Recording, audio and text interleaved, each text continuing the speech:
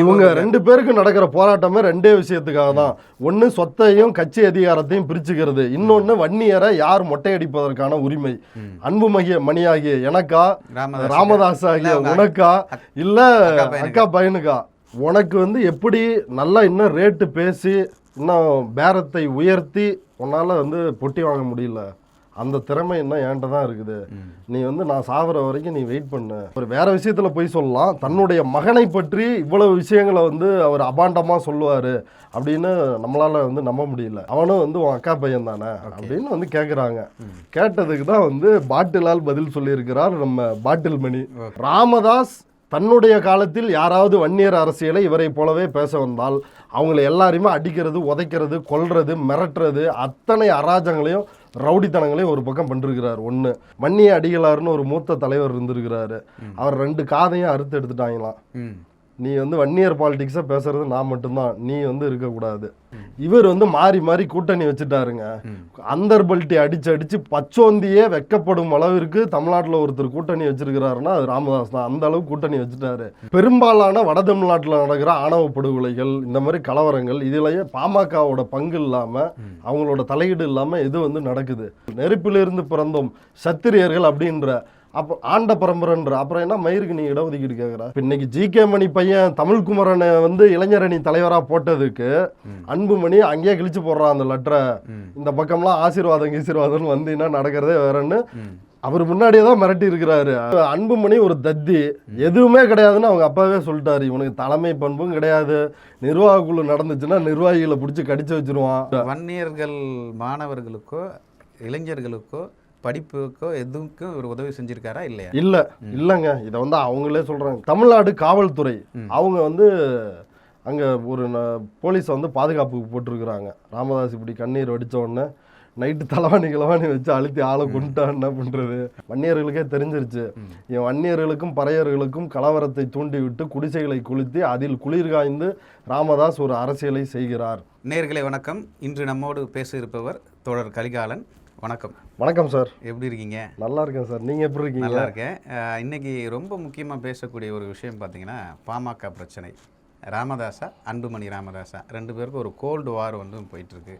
என்ன நடக்குது, உங்களுடைய பார்வையிலிருந்து என்ன நடக்குதுன்னு நீங்கள் சொல்லுங்கள். ஓகே. இதை ஊடகங்கள் நான் தழுதழுக்க பேசிய ராமதாஸ், கண்ணீர் விட்ட ராமதாஸ், மனம் வெறுத்த ராமதாஸ், மனம் நொந்த ராமதாஸ், தள்ளாத வயதில் இப்படி ஒரு ராமதாஸுக்கு நிலைமையா அப்படின்லாம் இப்படி ஊடகங்கள் ஒரு பக்கம் உருகி வலிஞ்சிட்டு இருக்கிறாங்க. அப்படி போட்டால் தான் வியூஸ் அதிகமாகன்ற ஒரு நம்பிக்கை அது ஒரு நம்பிக்கை இருக்குது, இப்படி போடுறாங்க. பட் ஆனால் உண்மையில் பிரச்சனை எதுக்காக இந்த பிரச்சனை நடக்குது? இது தமிழ்நாட்டு மக்களுக்கு இதனால் ஏதாவது பிரச்சனையா, இல்லை அவர்கள் ஊமை ஜனங்கள், இந்த ஊமை ஜனங்களுக்காக தான் போராடுறோம் அப்படின்னு சொல்கிறாங்களே, அந்த வன்னியர் சமூக மக்களுக்கு இதனால் ஏதாவது பாதிப்பா, ஏதாவது நஷ்டமா அப்படின்னா ஒன்றும் கிடையாது. இதை ஒரு உட்கட்சி பிரச்சனை அப்படின்னு சொல்கிறத விட ஒரு குடும்ப சண்டை, அவ்வளோதானே. இந்த எதுக்காக சண்டை? சொத்தை சரியாக பிரிக்கணும், மகள் வழி பேரன்களுக்கும் கொடுக்கணும். அதே போல் கட்சியோட அதிகாரத்தையும் பிரித்து மகள் வழி பேரனுக்கு கொடுக்கணும். அது ராமதாஸினுடைய விருப்பமாக இருக்குது. அதற்கு தான் வளர்த்த மகன் உடந்தையாக இல்லை. அவர் எதிராக நிற்கிறாரு. ஒட்டுமொத்தமாக ஆட்டையை போடலான்னு பார்க்குறாரு, ஒட்டுமொத்தமாக சுருட்டலான்னு பார்க்குறாரு. இவ்வளோதான் இந்த மொத்த எபிசோட்டோட விஷயமே. இந்த ஒரு லைனில் நம்ம சொல்லிட முடியும். இவ்வளோ பெரிய ஒரு ட்ராமாவா இது? இல்லை உண்மையிலேயே அவங்களுக்குள்ள பிரச்சனையா? என்ன சொல்ல வராங்க? இப்போ தேர்தல் நெருங்கிருச்சு, கூட்டணி பற்றி பேசிட்டு வராங்க. இது தேர்தலுக்கான பிரச்சனையாக பார்க்கலாமா, இல்லை குடும்ப சண்டை பிரச்சனையாக பார்க்கலாமா? அதாவது உனக்கு எப்படி நல்லா இன்னும் ரேட்டு பேசி இன்னும் பேரத்தை உயர்த்தி உன்னால் பொட்டி வாங்க முடியல. அந்த திறமை இன்னும் என்கிட்ட தான் இருக்குது. நீ நான் சாகுற வரைக்கும் நீ வெயிட் பண்ணு, அதுக்கப்புறம் நீ உன் திறமையெல்லாம் காட்டு அப்படின்னு ராமதாஸ் சொல்கிறார். அவ்வளோதான். இந்த அவர் சொன்ன இந்த காட்சிகள்லாம் இருக்குதுல்ல, பல சம்பவங்கள், அதுக்கு பின்னாடி இருக்கிற உண்மை. அவர் சொன்னது எல்லாமே உண்மையா அப்படின்னா உண்மைதான். அவர் ஒன்றும் பொய் சொல்கிறதுக்கு எந்த முகாந்திரமும் இல்லை. பொதுவெளியில் பொய் சொல்லுவார்ன்ற இன்னொரு கேள்வி இருக்குது. இல்லை, அவர் வேறு விஷயத்தில் பொய் சொல்லலாம். தன்னுடைய மகனை பற்றி இவ்வளவு விஷயங்களை அவர் அபாண்டமாக சொல்லுவார் அப்படின்னு நம்மளால் நம்ப முடியல, யூகிக்க முடியல. ஆமாம், யூகிக்க முடியல. ஏன்னா பெரும்பாலும் எல்லாமே இதெல்லாம் சாம்பிள் அப்படின்னு குறிப்பிட்டு வரிசையாக ஒவ்வொரு நிகழ்வுகளாக வரிசைப்படுத்துகிறாரு. ஒன்று, அவங்க அம்மா கேட்டிருக்கிறாங்க, இதே உன் 2வது பொண்ணுக்கு இளைஞரணி தலைவர் பதவி கொடுத்துருந்தா முகுந்த நீ வந்து எதிர்த்திருப்பியா, முகுந்தனை வந்து ஏன் எதிர்க்கிற, அவனும் வந்து உன் அக்கா பையன் தானே அப்படின்னு வந்து கேட்குறாங்க. கேட்டதுக்கு தான் வந்து பாட்டிலால் பதில் சொல்லியிருக்கிறார் நம்ம பாட்டில் மணி. அன்புமணி வந்து பாட்டிலால் பதில் சொல்லிருக்கிறாரு. அடுத்து இவங்க அப்பான்னு வேணான்ட்டார் அவரு, நிறுவனர். சரி ஐயானே நீ சொல்ல, அதோட போதும், நீ அப்பான்லாம் என்ன சொல்ல வேணாம். ஆமாம், அதையும் சொல்லிட்டாப்புல. சொல்லிட்டு அவருக்கு இப்போ தருமபுரி சேலத்துக்கு வந்து டூர் போகணுன்னு விரும்புகிறாராம். அந்த டூரில் எப்படி ராமதாஸ் நடந்துக்கணும் அப்படின்றதுக்கான கட்டளைகளை அன்புமணி வந்து கொடுக்குறாரு. 200 பேர் தான் கூடணும், மைக்கை வச்சு பேசக்கூடாது, உன்னை யாராவது சந்திக்கிறதா இருந்தால் நீ தங்கியிருக்கிற ரூமுக்கு தான் அவங்க வந்து பார்க்கணும், நீ யாரையும் போய் வந்து பார்க்கக்கூடாது, வேற இடத்துல புது இடத்துக்கு வந்து நீ போகக்கூடாது, நீ கலந்துக்கிற கூட்டத்தில் நானும் வந்து கலந்துக்குவேன் அப்படின்னு இப்படியான இதெல்லாத்தையும் வந்து மனம் வெறுத்து ஒரு பக்கம் சொல்கிறாரு. இது போக மருமகள் அவங்க எந்த அளவுக்கு இந்த குடும்பத்தில் செல்வாக்காக இருக்கிறார் அப்படின்றதையும் அவர் வந்து சொல்றாரு.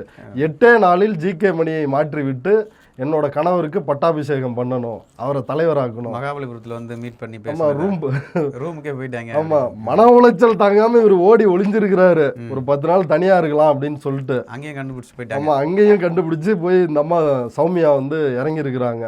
இறங்கி 8 நாள் சொல்லிருக்கிறாங்க.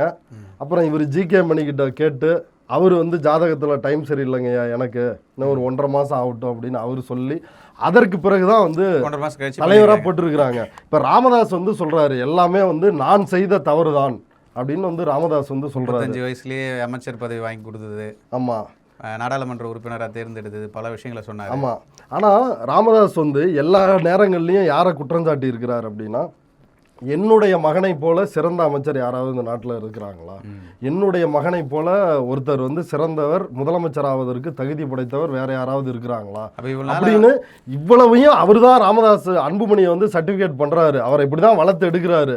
இந்தியாவிலேயே இல்லாத, உலகத்திலேயே இல்லாத ஒரு மகனை பெற்று வச்சிருக்கிறேன், இந்த மகனை வந்து நீங்கள் முதலமைச்சர் ஆக்கிட்டீங்கன்னா அவர் பாலாரையும் தேனாரையும் ஓட வச்சிருவாரு அப்படின்றது அவரே கொடுத்த சர்டிஃபிகேட்டு. நீ இப்படி தான் உன்னுடைய பையனை வளர்த்து எடுத்திருக்கிற.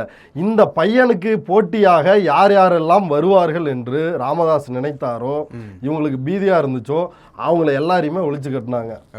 ராமதாஸ் தனக்கு போட்டியாக அந்த காலத்தில் அரசியலில் இருந்தவர்களை போட்டு பொழந்து கட்டுறாப்புல, அராஜகம் ரவுடித்தனம் வந்து பண்ணுறாப்புல. இதை நம்ம சொல்லலாம். அன்றைக்கு பாமக வன்னியர் சங்கம் தொடங்கப்பட்ட காலத்தில் தொடங்கியவர்களில் ஒருவரான CN ராமமூர்த்தி அவர் பேட்டியாவே கொடுத்துருக்கிறாரு. வன்னிய அடிகளார்னு ஒரு மூத்த தலைவர் இருந்திருக்கிறாரு. அவர் 2 காதையும் அறுத்து எடுத்துட்டாங்களாம். நீ வந்து வன்னியர் பாலிடிக்ஸை பேசுறது நான் மட்டும்தான், நீ வந்து இருக்கக்கூடாது அப்படின்றதுதான் ஸ்டாண்டு. அடுத்து A.K. நடராசன் ஒருத்தர் இருந்திருக்கிறாரு. அவரை வந்து தூக்கிட்டு போய் 3வது மாடியிலிருந்து கீழே போட்டுருக்குறாங்க. இப்படி ஆமா, பாருங்களேன், இது என்னங்க இது, காதை இருக்கிறது, மேலே தூக்கிட்டு போய் கீழே போடுறது, பல விஷயங்கள்லாம் சொன்னாங்களே, அதை கொஞ்சம் பேசுவோம்.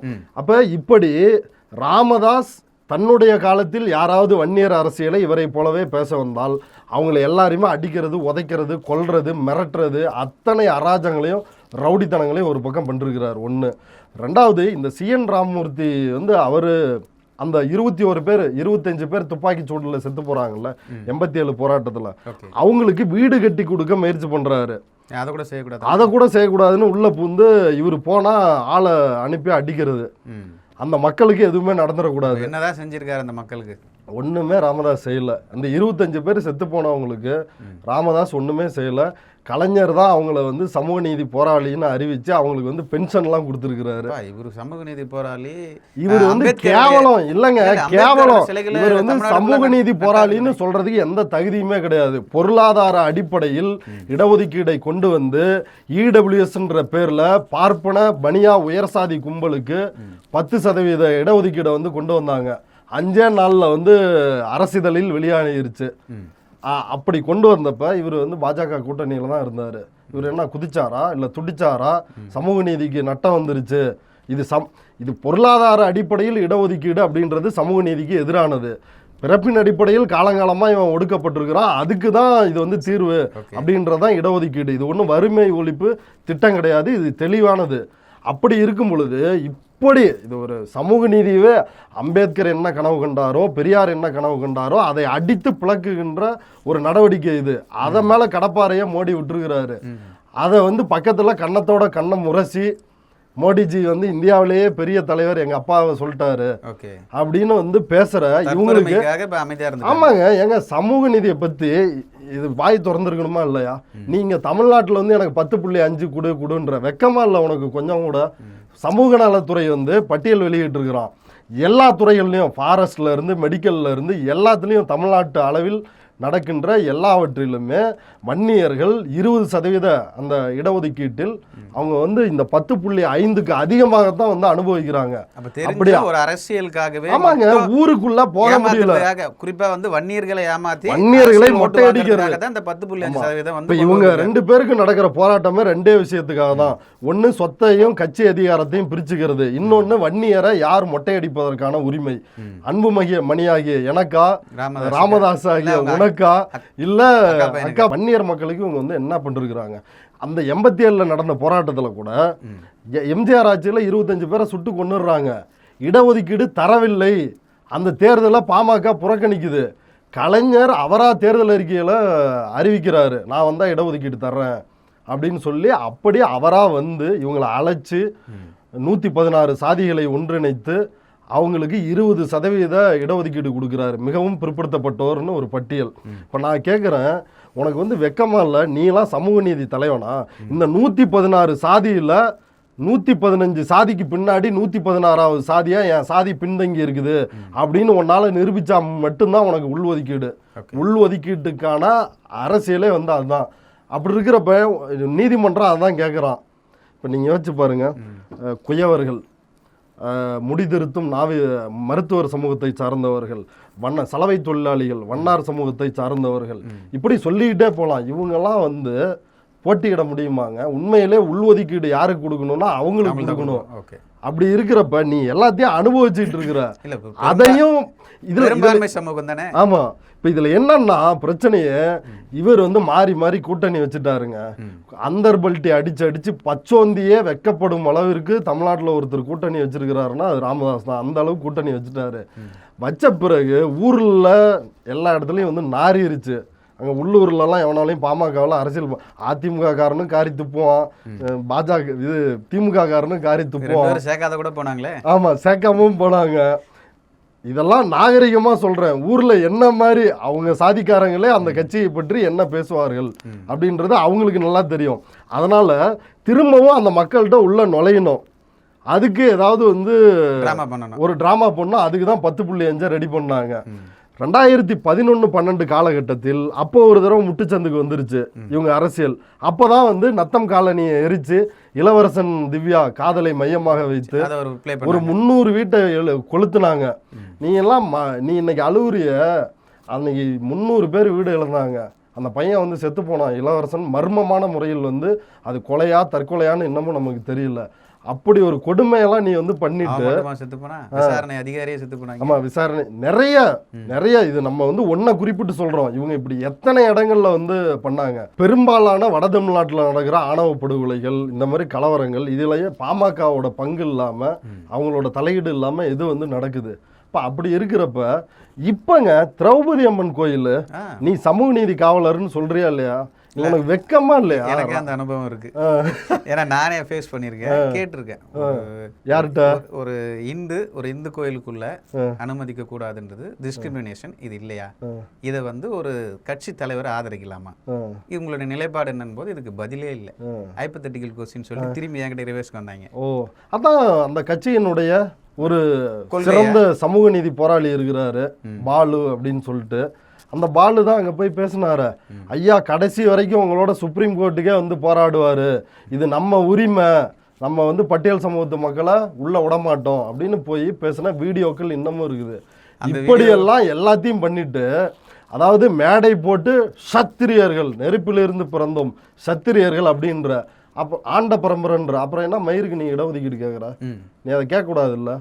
இவங்க வந்து என்ன அப்படின்னா, வன்னியர்கள் பெயரை சொல்லி இன்னும் அந்த படிக்காத, இன்னும் முன்னேறாத, இப்போ தருமபுரி போன்ற பகுதிகள்லாம் இருக்குது இல்லைங்களா, இன்னும் முழுமையான ஒரு வளர்ச்சி பெறாத பகுதிகள், அங்கே இருக்கின்ற பின்தங்கிய நிலையில் இருக்கின்ற வன்னியர்களை 100 நாள் வேலைக்கு போகிறவனை, கொளுத்து வேலைக்கு போகிறவனை, இவன்ட்டெல்லாம் ஜாதி வரியை ஊட்டி அவனுக்கு வந்து டிஷர்ட்டு வீரப்பன் டிஷர்ட்டு, பின்னாடி காடு வெட்டி குரு டிஷர்ட்டு இதெல்லாம் போட்டு அந்த ஆளே வெறியேத்தி சொல்லி ராமதாஸே சொல்றாரு. ஆமா ராமதாஸே சொல்றாரு. எப்படி எந்த மூஞ்சி வச்சுட்டு வந்து காடு வெட்டி குரு சார்ந்தவர்கள் வந்து பாமகவுக்கு வேலை செய்வாங்க? செத்து போன வெட்டி சொல்ற, உயிரோட இருக்கிறப்ப அவமானப்படுத்துறப்ப நீ என்ன பண்ண? ஏன் நீ தானே பெரிய தலைவர், கேட்டிருக்கலாம்ல அப்படின்ற ஒரு கேள்வி கேட்டிருக்கலாம்ல. இப்ப இன்னைக்கு ஜி.கே. மணி பையன் தமிழ்குமரனை வந்து இளைஞரணி தலைவரா போட்டதுக்கு அன்புமணி அங்கேயே கிழிச்சு போடுறான் அந்த லெட்டரை. இந்த பக்கம்லாம் ஆசீர்வாதம் வந்தீங்கன்னா நடக்கிறதே வேறன்னு அவர் முன்னாடியே தான் மிரட்டி இருக்கிறாரு. அன்புமணி போன்ல மிரட்டி இருக்கிறாரு ராமதாஸ் முன்னாடியே. அப்ப நீ என்ன பண்ணிருக்கணும்? உன் பையனை கூப்பிட்டு நீ யோக்கியனா இருந்தா இன்னைக்கு வளர்த்த கடா மார்பில் பாய்ந்து விட்டது, இங்க பாஞ்சிருச்சு அங்க பாஞ்சிருச்சுன்னு நீ அன்னைக்கு கூப்பிட்டு உன் பையன்கிட்ட ஒரு பாய்ஞ்சிருக்க வேண்டியதானே. அது பாருங்க எப்பயில இருந்து நடந்துருக்குதுன்னு. போன முறை மோடி ஆட்சி அமைக்கிறப்ப டெல்லி போயிருக்கிறாங்க, திரும்ப ரிட்டர்ன் ஆகிறப்ப அன்புமணி கேட்டிருக்கிறாரு, இனி நானே பாத்துக்கிறேன், நீ வந்து கேட்ட சாத்திட்டு தைலாபுரத்திலே இருந்துக்க. இதெல்லாம் ராமதாஸ் சொன்னதுதான், நானா சொல்ல. கேட்ட சாத்திட்டு நீ யாரையும் சந்திக்காம வீட்டுக்குள்ள இருன்றாங்க என்ன அப்படின்னு இதை வந்து சொல்லிருக்கிறாரு. அங்கே சிங்கம் தானே. அது வேற. ராமதாஸ் பிளேன்ல ஏறி உட்கார்ந்தாராம். உட்காந்து இப்படி குனிஞ்சு 2 சொட்டு கண்ணீர் விட்டாராம். அந்த பிளேன்ல அப்படியே அது உருண்டுட்டு வந்து இதுல பறந்துருக்கும். என்ன நிலாவிலையா பயணம் செய்யறாங்க? சொல்லி கொண்டே. இப்போ பிரச்சனை வந்து உனக்கும் உன் பையனுக்கும் பிரச்சனை. இப்போ இதில் வந்து என்ன நிலைப்பாடு எடுப்பானுங்கன்னா அந்த கட்சி எப்படி இருக்குதுன்னு வைங்களேன். இப்போ வன்னியர்கள்லையே வந்து கட்ட பஞ்சாயத்து பண்ணுறவன், பொறுக்கித்தனம் பண்ணுறவன், கிரிமினலு, இவனுங்கள்லாம் சேர்ந்து ஒரு கூடாரமாக இருந்தால் எதுவோ அதுதான் வந்து பாமக. எப்படி பாஜக வந்து ரவுடி கிரிமினல்களின் ஒரு கூடாரமோ அதே போல் ஒரு கூடாரம் தான் பாமகவும். இப்போ இவன் எல்லாரும் என்ன பண்ண கொள்கைக்காக வந்து ராமதாஸ் பின்னாடி நிற்கிறானா, அன்புமணி பின்னாடி நிற்கிறானா? ரியல் எஸ்டேட் பொண்ணும் கட்ட பஞ்சாயத்து செட்டில் ஆகணும், அவ்வளோதான். இப்போ நாளைக்கு சாவு போகிற ராமதாஸ் பக்கம் நிற்கணும்னு நினைப்பானா, இல்லை வாழ போகிற அன்புமணியோட இருக்குன்னு நினைப்பானா? அவ்வளோதான். இதில் நீங்கள் வந்து நீச்சல் அடித்தாலும் சரி, அந்தர்பல்ட்டி அடித்தாலும் சரி, அது வந்து டைலாக் வெக்கமாகவே ராமதாஸுக்கு கொஞ்சம் கூட கிடையாது. அவங்க பையனுக்கு மட்டும் இருந்துச்சா என்ன அப்படின்ற கேள்வி வரும். கிடையாது காமிச்சு அந்த லோகோ ஒன்று காமிச்சு பச்சை குத்து காமிச்சு பேசினாப்ல. அப்போ ஆமா அதெல்லாம் எவ்வளவு பெரிய டிராமான்னு யோசிச்சு பாருங்க. இல்ல அந்த கட்சிக்காரங்களுக்கு நீதிமன்றம் தெரியாதுன்றது ஒரு கேள்வி இல்லை. கட்சிக்காரங்களுக்கு வந்து தெரியும். ஆனா வன்னியர் மக்கள் இன்னும் வந்து போய் இவங்க சொல்லி ஏமாத்திட்டு இருக்கிறாங்கல்ல, அந்த மக்களுக்கு வந்து இன்னும் அது முழுமையா போய் சேரல ஓரளவுக்கு. ஆனா அது நடந்துட்டு இருக்குது. அதனாலதான் இவங்க வந்து தொடர்ந்து 14ல் இளவரசன் திவ்யா மேட்டரை வச்சு நீ வந்து ஜெயிச்ச, அந்த அநியாயமா வந்து ஒரு கலவரத்தை தூண்டி ஜெயிச்ச. அதுக்கு பிறகு என்னாச்சு? வன்னியர்களுக்கே தெரிஞ்சிருச்சு. என் வன்னியர்களுக்கும் பறையர்களுக்கும் கலவரத்தை தூண்டி விட்டு குடிசைகளை கொளுத்தி அதில் குளிர் காய்ந்து ராமதாஸ் ஒரு அரசியலை செய்கிறார் அப்படின்றத வன்னியர்களுக்கே தெரிஞ்சிருச்சு. அதனாலதான் 19ல் தருமபுரியிலே தான் போய் அன்புமணி நின்னார். என்னாச்சு? 24ல் சௌமியா போய் நின்னாங்களே, என்னாச்சு? வன்னிய இளைஞர்கள் போய் கேட்டாங்க, என்னங்க நீங்க வந்து வாங்கி கொடுத்த இடஒதுக்கீடு வந்து கோர்ட்லயே வந்து நிக்கல, யாரை ஏமாத்திட்டு இருக்கிறீங்க இடஒதுக்கீடு வாங்கி கொடுத்தோன்னு? இந்த அம்மாவால பதிலே சொல்ல முடியலையே. ஆனா மாநாடு பதிலே சொல்ல முடியல. எப்படி சொல்ல முடியும்? அப்ப இப்படி இருக்கிறப்ப மொத்தமாவேங்க டேமேஜ். இப்ப ராமதாஸ் வந்து என்னன்னா தன்னை ஒரு சிங்கமா நினைக்கிறாரு. டைலாக் வேற விடுறாரு, வயசானாலும் சிங்கம் தான். ஆமா வயசானாலும் அந்த டைலாக் வந்து என்னன்னா சூப்பரான டைலாக். அவங்க கட்சியில வந்து ஒரு ஐயர் இருக்காராம், மாநில துணைத் தலைவராம். அவர் வந்து சொன்னாராம் இந்த நீச்சல் வீடியோவை பார்த்துட்டு, ஐயா சிங்கத்தின் கால்கள் பழுதுபட்டாலும் அதன் சீற்றம் குறைவதில்லை அப்படின்னாராம். அதுக்கு ஐயா வந்து அது தவறு, சிங்கத்தின் கால்கள் பழுதும் படவில்லை அதன் சீற்றமும் குறையவில்லை என்று ஐயா வந்து தன்னோட சுயபுராணத்தை அதில் வந்து பாடியிருக்கிறாரு. முழுக்கவேங்க எல்லாரையும் கட்சியில் இருந்த எல்லாரையும் ஓரங்கட்டுறது. அப்பப்போ வந்து கூட்டத்தை கூட்டி எங்களை மாதிரி யோக்கியமான கட்சி இருக்குதா, எங்களை மாதிரி நில அறிக்கை வந்து யாராவது வெளியிட்டு இருக்கிறாங்களா, எங்களுக்கு ஒரு வாய்ப்பு கொடுக்கலாமே, நாங்க ஏன் ஆளக்கூடாது அப்படின்றீங்க. கெஞ்சியா வாங்கணுன்ற ஒரு கேள்வி எழுநூறுல பொதுவாக கேட்பாங்க. ஏங்க கெஞ்சுறீங்க? நீங்க வந்து போட்டியிட்டு உங்களுடைய கருத்துக்களை முன் வச்சு உங்க கொள்கைகளை முன் வச்சு மக்கள் எப்படி வைப்பாங்க? இந்த ஆளு அன்புமணி ஒரு தத்தி, எதுவுமே கிடையாதுன்னு அவங்க அப்பாவே சொல்லிட்டாரு. இவனுக்கு தலைமை பண்பும் கிடையாது, நிர்வாக குழு நடந்துச்சுன்னா நிர்வாகிகளை பிடிச்சி கடிச்சு வச்சிருவான், அதையும் அவரே சொல்றாரு.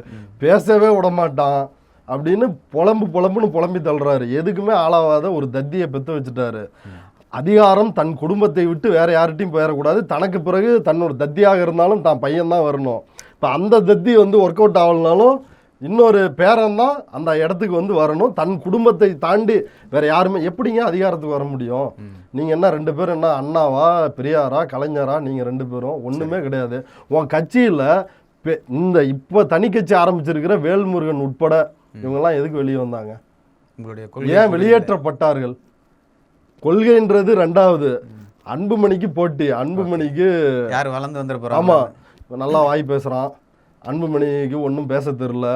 இந்த கைதட்டுறானுங்க கீழே. இவனுங்க வேற வந்து ஒன்றும் புரியாம எதுக்கு எடுத்தாலும் கைதட்டுறான். குருவை பார்த்து அதுதானங்க பயந்தாங்க.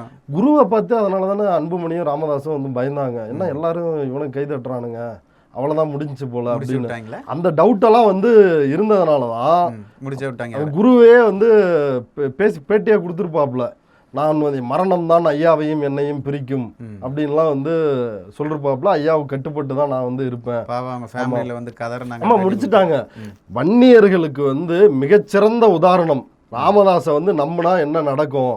அந்த ஆள் பேச்சை கேட்டு ரவுடித்தனம், பொறுக்கித்தனம், அடிதடி, சாதி வெறி, டே நீலாம் மோளை அடிக்கிற சாதிடான்றது, வாடா மோதி பார்க்கலான்றது எல்லாம் காடு வெட்டி குரு பேசாத பேச்சா? கொஞ்சம் நஞ்ச ஜாதி வெறியா கக்கி இருக்கிறார் மேடையில்.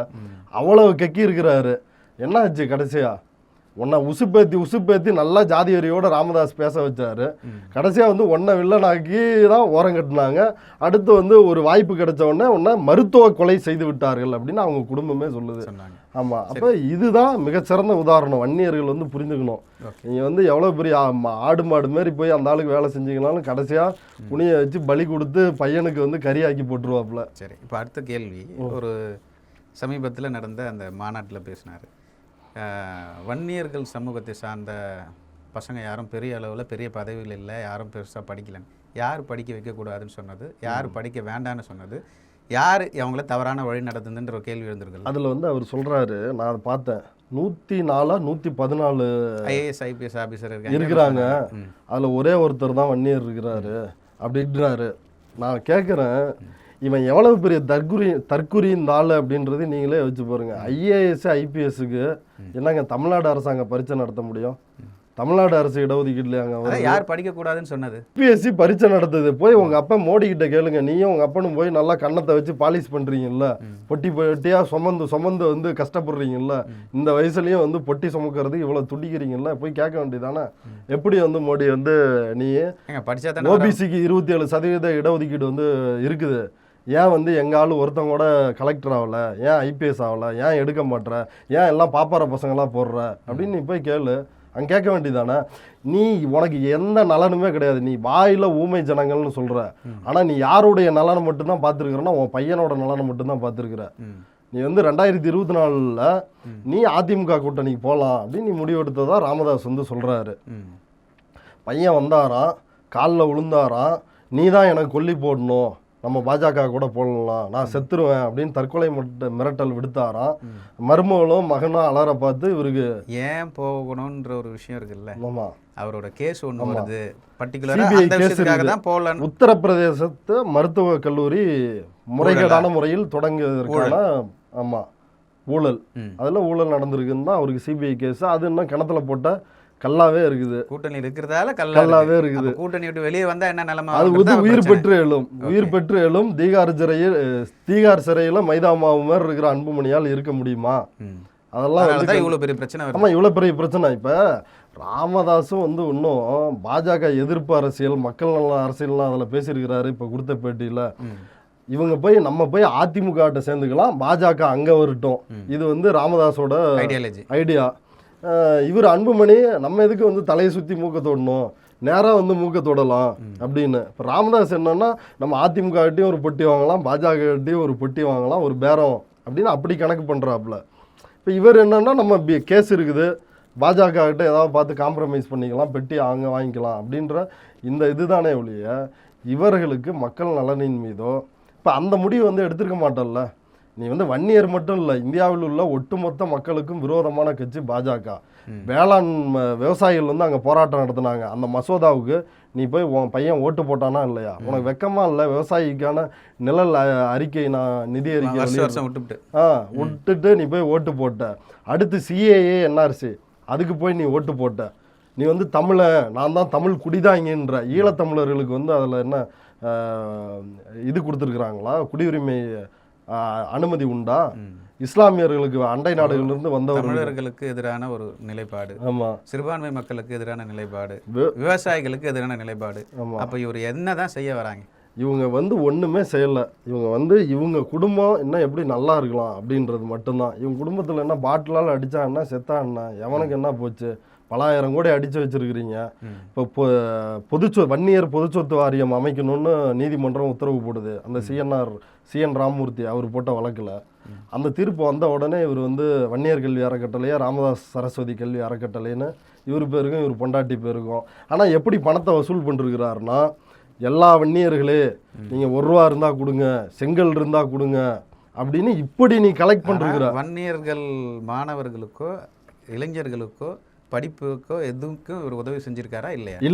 இல்லைங்க. இதை வந்து அவங்களே சொல்றாங்க. காடுவெட்டி குரு ஃபேமிலியே வந்து என்கிட்ட பேட்டியே கொடுத்துருக்காங்க. கல்வி நிறுவனம் எதுலையுமே கிடையாது, காலேஜஸ் எல்லாமே இருக்கு, எதுலையுமே கிடையாது. காடுவெட்டி குருவே வந்து அந்த ஆளே வந்து ரெக்கமெண்டேஷன் லெட்டர்லாம் கொடுத்துருக்குறாரு. டொனேஷன் வாங்கிட்டு தான் சேர்த்துருக்குறாங்க.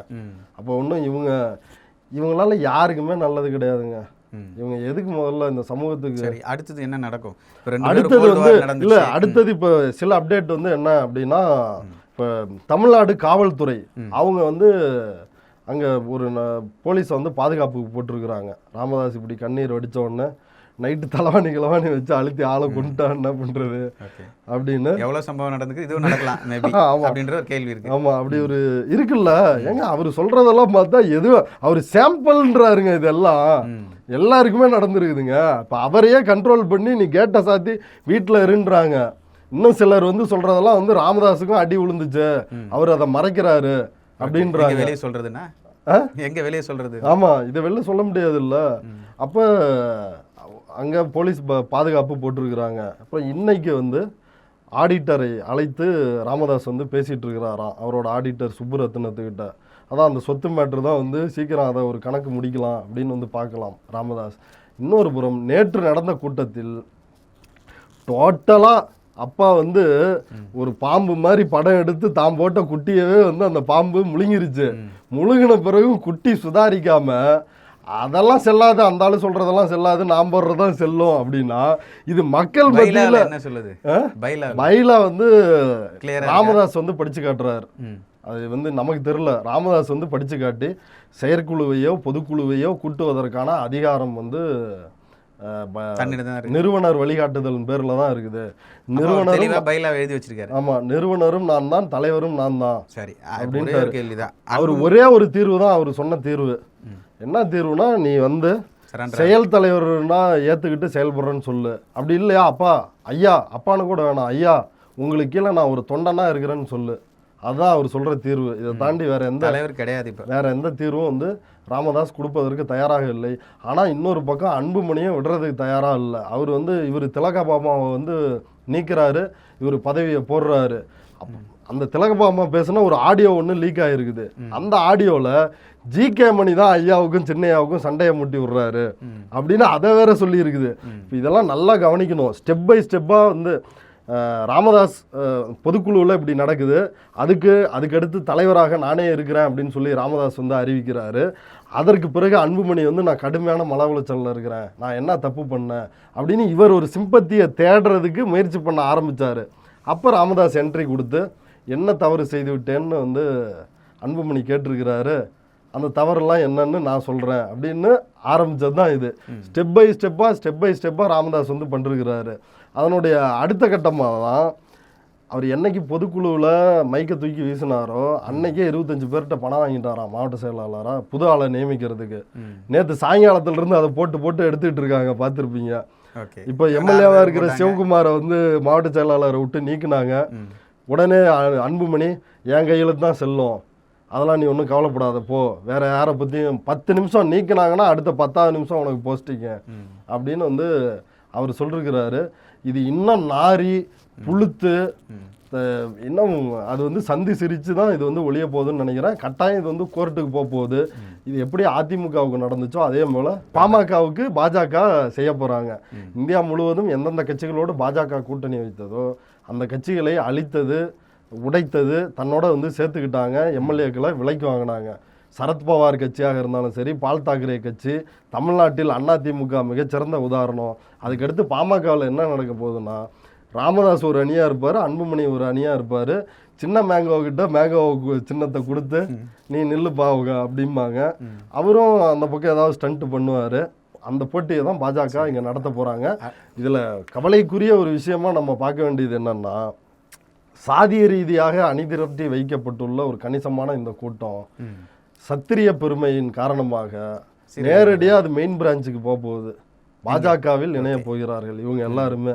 எதுக்கு அப்பனும் அவனும் பிஜேபி கிட்ட எப்படி சார் பாஜகவோட தலைவராக அன்புமணி போவாரோன்ற ஒரு தாக்கம் போயிட்டு இருக்கு. இல்லை, பாஜகவில் சேருவாருன்னு சொல்கிறாங்க, கட்சியவே கலைச்சிட்டு கூட சேருவாருன்னு சொல்கிறாங்க. அதெல்லாம் எந்த அளவுக்கு நடக்க போகுதுன்னு தெரியல. மாம்பழ சின்னத்தை இவரோட அணிக்கு கொடுத்து அப்படி ஒரு தேர்தலை பாஜக கூட்டணியில் இணைஞ்சு நடத்துவாங்கன்னு எதிர்பார்க்குறேன். இதுபோல் சிறந்த வீடியோக்களை நாங்கள் தர தயாராக இருக்கோம். எங்களை பின்தொடருங்க, எங்கள் சேனலை சப்ஸ்கிரைப் பண்ணுங்கள். நன்றி, வணக்கம். நன்றிண்ணா.